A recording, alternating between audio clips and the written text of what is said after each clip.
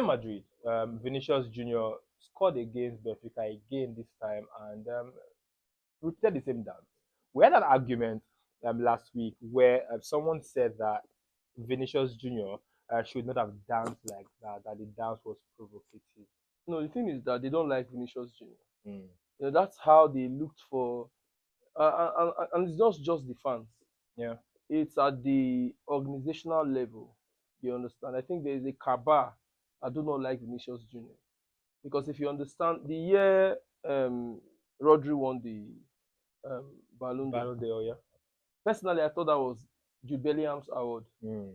But then Real Madrid did not push for Jude Bellingham. Mm. Instead, they pushed for Vinicius Junior, Mm. who had all it took to have won it. Yeah. But then they now came up with a behavior or whatever they wanted to say about it. And then that cost that dude that award. Yeah. He didn't win it. So when people talk about Vinicius Junior as a person, I think it's not just about the fans. It's the institution as a whole. Yeah. They don't want to see the guy. They are saying he's being provocative. Who is not provocative as a player? Lionel Messi scored against Real Madrid, took off his shirt at the Santiago Bernabeu, and it was referred to as iconic. You understand the point? Why wasn't he racially abused? Yeah. You understand the point? So, and it was really Jose Mourinho's comments is really disgusting because he has been the chief provocator all through his career. Mourinho provokes you. He wants to fight. He wants to rile you up. He marches into your personal space. What do they call it? The technical area. Area. He marches in there to confront you. Yeah. Mourinho would want to come and shake you before a game ends because he believes he has already won.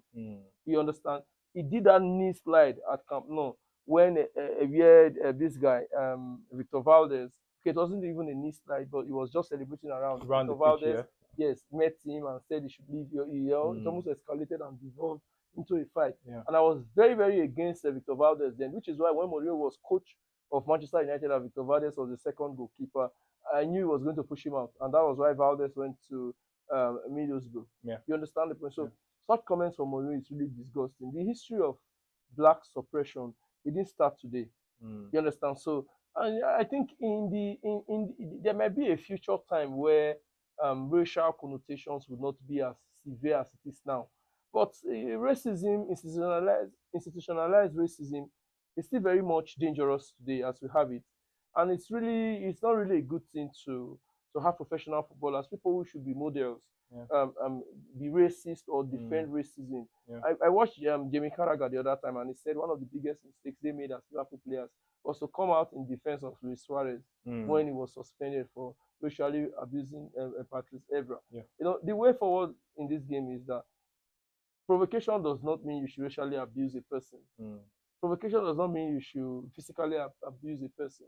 Sure. You understand? Even sexual abuse, you can't say because the person provoked you, you have to do all of these things. So we have to kick out all of these things from the game. We have to face football based on the merits. People have been dancing from time immemorial. Martin Cunha scored against Arsenal and he danced. Was it racially? At the Emirates, yes. Yes, was it at the Emirates? He was celebrating in front of the Arsenal fans. He didn't even have the presence of mind to go towards the Manchester United. He was celebrating in front of the Arsenal fans. Why wasn't he racially abused for it? The likes of even Mboimo, Ahmad, these are all black players. They did the dance too. Yeah. Why weren't they? I think Vinicius Junior is being targeted. There's an intense dislike for him. And the good thing about it is that he has the ability to back up his bragging. He has the ability to support his boasts. Yeah. So that's why the hatred is very, very intense. And another player that had this thing was Cristiano Ronaldo. And coincidentally, they both play for Real Madrid. They both won number 7. Cristiano Ronaldo was widely hated by a lot of people because Cristiano Ronaldo would always boast, would always talk about his laurels. Let me not say boast. It might be very, very harsh. It might be very, very strong rather. But he always talked about himself. He always saw himself as the best player in the world. Yeah. A lot of people hated him for that. And even up to today, when you ask some players who is the best of all time, who is the greatest of all time, many of them do not even want to put Cristiano Ronaldo in their top 10 because the hate they still feel for him, right from the days when he was just like 16, 17, 18, calling himself the best in the world. He's still there today. But this is something you have to know. Cristiano Ronaldo was never racially abused. You understand? So that is the danger of racism, when you cannot apply the same standards to every player. Now, my own in conclusion, basically, I don't think every player will be as humble like maybe any player you want to mention, a Lionel Messi, for example. Some people like to talk about their own achievements and just praise themselves. I don't see anything wrong in that. For example, Zlatan said he is the best striker ever. That's his own opinion. He calls himself a lion and said that when you talk about world class players, you don't mention the lion in that kind of category. Is it So the lion the himself? lion himself, Zlatan Ibrahimovic. So if you look at and if you ask me, Thierry Henry was a better striker than he can ever be, but the guy saw himself as the best of all time. So when a player has that attitude, I don't think that the solution is to try to bring them down by racially abusing them or not. Just let the football do the talking on the pitch. Okay, I think that somehow we should find a way of controlling the fans because there's even one we saw during the North London Derby. Declan Rice's partner was being trolled during the game with a photograph on someone's phone just behind Declan Rice as was trying to take a corner kick. Now, as fans, we should realize that these footballers are also human beings. They have families, they have emotions. We should be and careful and and, how we attack and them. just to Yeah, add, these footballers, they do not have normal lives. they don't. Now they start playing football very early. Many of them Mm, are taken to football camps yeah, very early. Now they do not have parental guidance. mm, All they know basically is football. yeah, In fact, they shape the characters that they have amongst themselves. And then from then, at the age of like 16, 17, they're already traveling to other cities or even mm, other countries yeah, to ply their trade.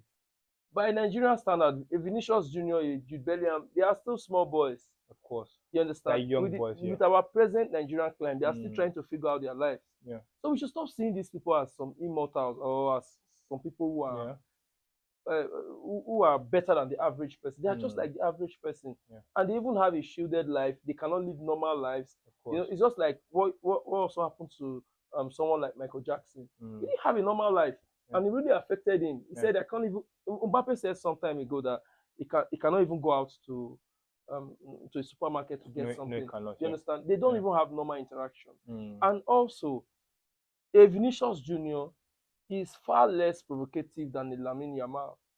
Lamine Yamal tweets things before games, yeah, posts on Instagram, mm, rather. He grants interviews where he tries to, talk down on the mm, opponent, especially Real Madrid. He hasn't been yeah. racially abused for that. South is pants. You understand the point? Yeah, He hasn't been racially abused for that. yeah. I was seeing on Fabrizio Romano's page the other day. Fabrizio loves to farm engagement. He would get one interview and make 150 posts based on Mm, it. So I was just seeing snippets of Pedri trying to praise Vinicius Junior, Mbappe. It was just saying good things about them, and I was like, this is how it should be. of course. We should leave our competitiveness on the On the pitch, pitch, yes. trying to pitch the Barcelona side versus the Real Madrid side, trying to pitch the Manchester United side versus the Liverpool side Mm, should just be on the on the pitch, pitch. yes. We On shouldn't, game day, yes. you understand? We shouldn't have to fight ourselves over it. Mm, We should kick out fanatism yeah. from religion, from politics, Mm, from humanities, from sports, from mm, business. You have to kick out extremism. You yeah. have to treat issues based on its merit. Mm, If Vinicius Junior was really racially abused, then the person should go for it. He should pay for it. And mm, also, I hope we would also be able to extend this towards people's gender, people's sexuality, mm, people's religion. yeah. If we can do that, then we're on the right path. Okay, the young man involved has said that Vinicius Jr. Taunted him throughout the game and called him a dwarf, and that's why he used. Um, he has claimed that he called him Yes, a something that homophobic yes that slur. has to do with That is also an wrong. homophobic expression, which is also wrong by the FIFA standards. He has gotten a one-match ban for now, while UEFA Pending the does the investigation. investigation. So we hope to see what happens at the end of the day. That something is really done to stop this in the game. We are still on Sports Unfiltered, and do us a favor by liking the video, drop your comments, of course, subscribe to the channel. It helps us know that you're following all we're doing here and that you're part of the show. That's going to be really, really massive for us.